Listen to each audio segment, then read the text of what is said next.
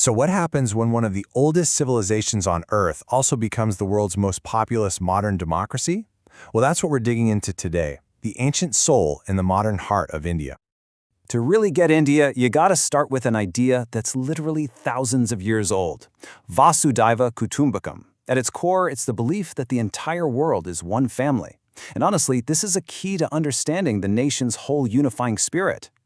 You know, India is this land of just fascinating contrasts. It's a place where ancient spiritual wisdom thrives in the very same cities that are launching rockets to the moon. And that's the story we're diving into, this incredible fusion of an ancient soul that's powering a modern, super dynamic nation. This duality is so deep that it's actually written into the country's two official names. On one hand, you have India, which connects it to the rest of the world through the river Indus. But then you have Bharat, which looks inward, drawing its name from ancient texts and a legendary emperor. It really grounds it in its own unique heritage. So let's go back in time. Let's trace the echoes of that ancient soul and see how thousands of years of history are still shaping India's character today. I mean, the sheer sweep of Indian history is just staggering. You're talking about some of the world's very first cities, then golden ages of science and art, then vast empires, colonization, and finally independence in 1947. Each one of these eras just layered on new ideas, new cultures, and new technologies, creating the complex, vibrant nation we see today. And this long history, it wasn't just about empires and armies. It was a hotbed of ideas that literally changed the world. Think about it for a second. The concept of zero, or shunya, and the decimal system, that's the bedrock of modern computing. The entire tech industry runs on it. Practices like yoga and Ayurveda are now global wellness industries. And those ancient universities like Nalanda, they were the Harvards and Oxfords of their day, pulling in scholars from all across Asia.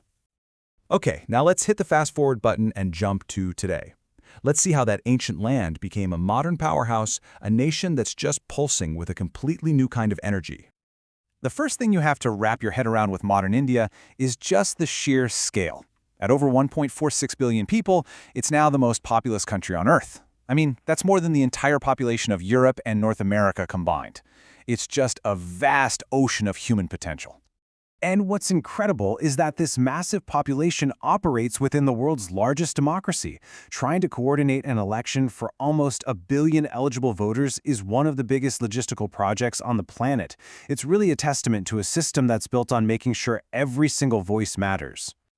All that human potential, well, it's fueling an absolute explosion of innovation. With over 150,000 startups, India has become the world's third largest startup ecosystem. And this isn't just about cool apps and websites. It's about finding brand new solutions for everything from finance to healthcare and doing it at a massive, massive scale. And just look at the incredible range of these achievements. You've got the high-tech ambition of landing on the moon's South Pole, and then the grassroots impact of the UPI system, which brought digital payments to hundreds of millions of people practically overnight. India is solving problems for itself with things like the Make in India initiative, and at the same time, it's solving problems for the world by becoming a global pharmacy. So, the big question is, how does a country of this immense scale with such mind-boggling diversity actually hold together as one? Well, the answer is in this unique and really powerful unifying spirit. The secret sauce is this powerful idea, unity in diversity. And believe me, this is not just some slogan you see on a poster. It's a core belief that all the country's different languages, cultures, and religions don't make it weaker, they actually make it stronger. This principle is literally baked into the Constitution. India is a secular state with guaranteed religious freedom. So while Hinduism is the majority faith, it coexists with one of the world's largest Muslim populations, as well as millions of Christians, Sikhs, and Buddhists. It's a true mosaic of belief. And this diversity is just as vivid when you look at its languages. Get this, there is no single national language. The Constitution recognizes 22 official languages, and there are hundreds more spoken every single day.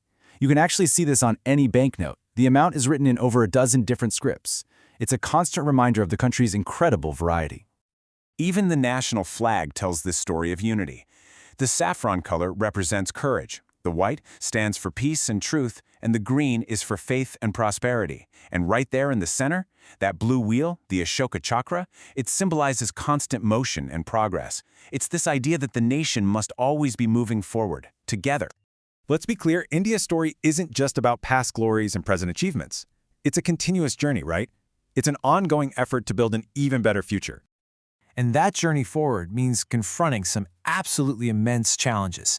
Things like lifting millions more out of poverty, creating jobs for a huge young population, and making sure that quality healthcare and education can reach every single citizen. These are the critical tasks that are going to define India's next chapter. Which leaves us with a really powerful question for the future. As India rises on the global stage, its greatest challenge, and maybe its greatest opportunity, is figuring out how to balance that ancient soul with its modern heart. How it navigates that balance is a story the world is watching. And the chapter being written right now, well, it might just be the most fascinating one yet.